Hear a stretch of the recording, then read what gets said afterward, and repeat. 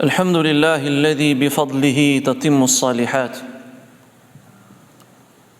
والحمد لله الذي برحمته تضاعف الحسنات والحمد لله برحمته تغفر السيئات والحمد لله الذي هدانا لهذا وما كنا لنهتدي لولا أن هدانا الله وما من توكل واعتصام إلا على الله واشهد أن لا إله إلا الله وحده لا شريك له واشهد أن محمدا عبده ورسوله قال الله جل جلاله يا أيها الذين آمنوا اتقوا الله حق تقاته ولا تموتن إلا وأنتم مسلمون يا أيها الناس اتقوا ربكم الذي خلقكم من نفس واحدة وخلق منها زوجها وبث منهما رجالا كثيرا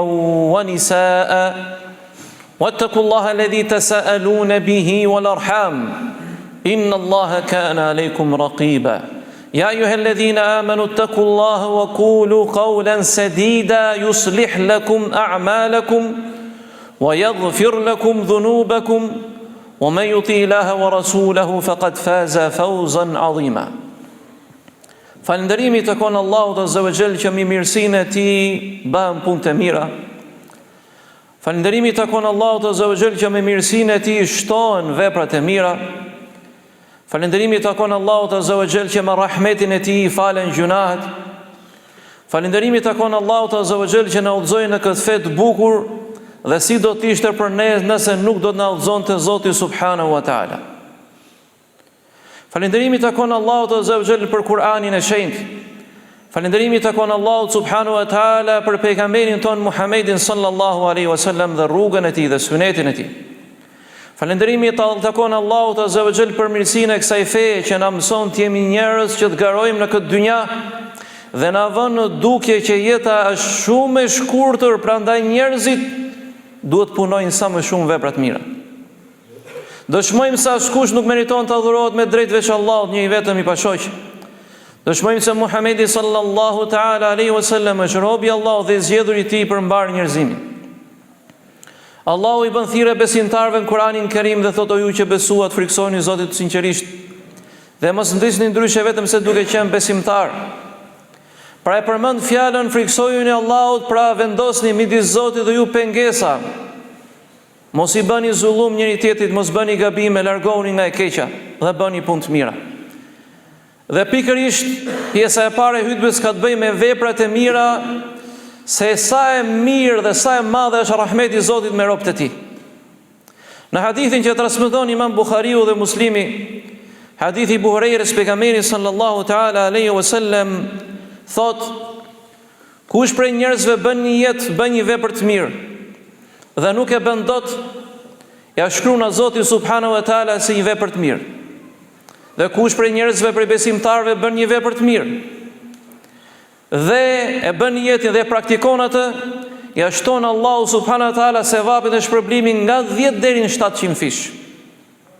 Dhe kush prej jush të bën një jetë, bën një vepër të keqe dhe ai nuk e bën atë, i friksohet Zotit, ja shton Allahu subhanahu një sevap se nuk e bëri veprën e keqe. Dhe kush për ju është të bën një jetë, bën një vepër të keqe dhe praktikon atë, ja shkruan Allahu ai sa ka bërë gjunahun pa i shtuar asgjë. Në hadithin tjetër që përcjell Buhariu te Buhariu dhe Muslimi, thot pejgamberi sallallahu alaihi wasallam ne transmeton nga Zoti i Tij: "Idha arada 'abdi an ya'mala sayyi'atan fala taktubuha alayhi hatta ya'malha." Nëse robi im, thot Allah, dëshiron të bëj një punë të keqe, mos e shkruani atë, i thot me lajkeve derisa ta praktikojë atë, dhe nëse e praktikon e punon atë vepër, shkruani atë keq ai sa është. Dhe nëse bën një vepër të mirë, por nuk ka mundësi ta bëjë atë, shkruani atij një të mirë. Dhe nëse i bën një vepër të mirë dhe e bën atë, ka mundësi dhe praktikon atë, shkruani atij, thot pejgamberi sallallahu alajhi wasallam, thot Allahu subhanahu wa taala nga 10 deri në 700 fish. Këtë mirësi të madhe dhe këtë gjendje të zemrave të njerëzve për të kënaqur me mirësinë dhe rahmetin e Zotit e jep vetëm feja Allahut Azza wa Jall, Islami. Nga këto fjalë të pejgamberit sallallahu alaihi wasallam kuptojmë se njeriu shpesh brenda vetes ka luhatje, ka cytje prej shejtanit. I vin lloj-lloj mendime shkëqije në kokën e tij. Mirë po ai I vjen ndërmend frika ndaj Zotit subhanahu wa taala dhe dalja para Allahut ditën e gjykimit, dhe nga ana tjetër frymëzohet me xhenetin e Allahut nëse nuk e bën këtë të keqe, I ruhet kësaj të keqe dhe bën një vepër të mirë, e di se sa shumë sevape ka tek Zoti subhanahu wa taala, prandaj I shmanget keqes dhe punon veprën e mirë.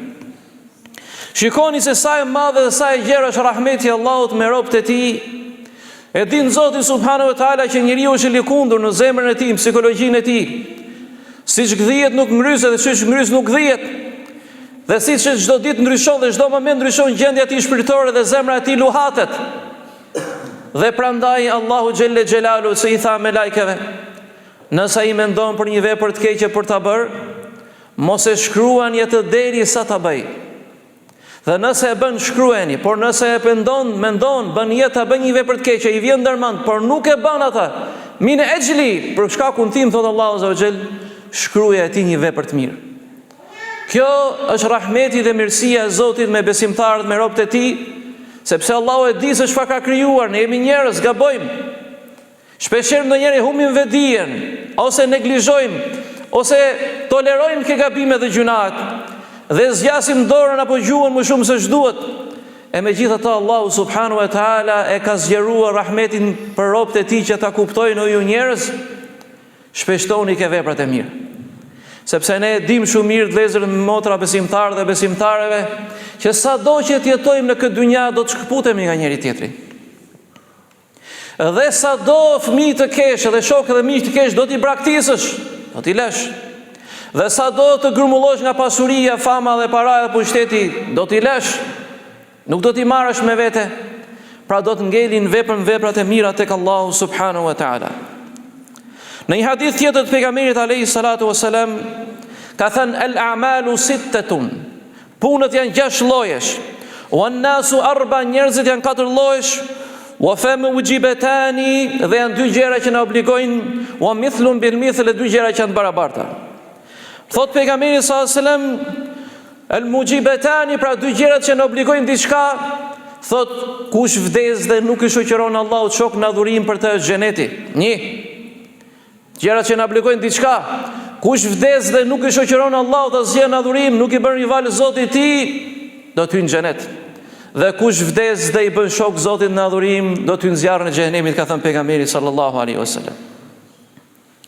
Allahu thot në Kur'anin Kerim, inna Allaha la yadhlimu mithqala dharratin wa in taku hasanatan yudha'ifha wa yu'ti min ladunhu ajran 'azima. Dhe Zoti yt nuk I bën padresi askujt qoftë sa grimca e atomit. Dhe nëse është një vepër e mirë që ju e punoni, e shton atë dhe I jep prej tij shpërblim pa mas. Në ajetin tjetër thot, men jaa bil hasana falahu ashru amthaliha wa man jaa bi sayyi'ati fala yujza illa mithlaha wa hum la yudhlamun. Dhe kush bën një vepër të mirë, thot Zoti subhanahu wa taala, do shpërblehet me 10 fishin e saj, dhe kush bën një vepër të keqe do të marrë shpërblim për aq sa ka punuar, dhe atyre nuk u bëhet padrejti. Pastaj thot pejgamberi sallallahu alajhi wasallam, mithl bi mithl, 2 gjëra të barabarta. Kush bën një vepër të mirë, thot pejgamberi sallallahu alajhi wasallam, do shpërblet aq sa është ajo. Ose kush bën një vepër të mirë dhe nuk ka mundësi falni ta bëj atë, do shpërblet me mirësinë e Zotit aq sa është ajo. Pra e barabart me barabart. Pastaj thot arbu an-nasu arba, njerëzit janë 4 llojesh. Ata që shpenzojnë rrugën e Allahut subhanahu wa taala. Dhe ata e dyta, ata që I ka dhënë Zoti shumë mirësi në dynja dhe ja ngushton mirësitë në ahiret. Dhe ata që Zoti subhanahu wa taala I ka dhënë shumë vështirësi në dynja, ja shton Zoti as zgjeron në ahiret. Dhe 4 ata të cilët thot Allah, pejgamberi sallallahu alaihi wasallam, që ja ka ngushtuar Allahu në dynja dhe në ahiret, këta nuk kanë asgjë tek Zoti subhanahu wa taala në ditën e Kiametit. Prandaj të nderuar besimtarë dhe besimtare, vëllezër dhe motra, le ta zgjedhim në cilën rrugë duhet ecim. Le ta zgjedhim neve se në cilën rrugë duhet ecim. E kemi thënë shpesh herë, të nderuar besimtarë, të rinj dhe të reja, të moshuar, nëna dhe bija, vëllezër dhe motra, nëse doni të jeni si pjesa tjetër e shoqërisë, është e lehtë, mund të bësh. Por lumsi ata të cilën Allahu Azza I përgëzon ata me xhenet në Kur'anin Kerim.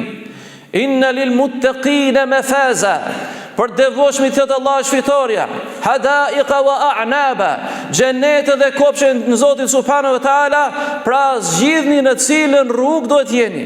Wa qad aflaha almu'minun, thot Allahu azza wa jall.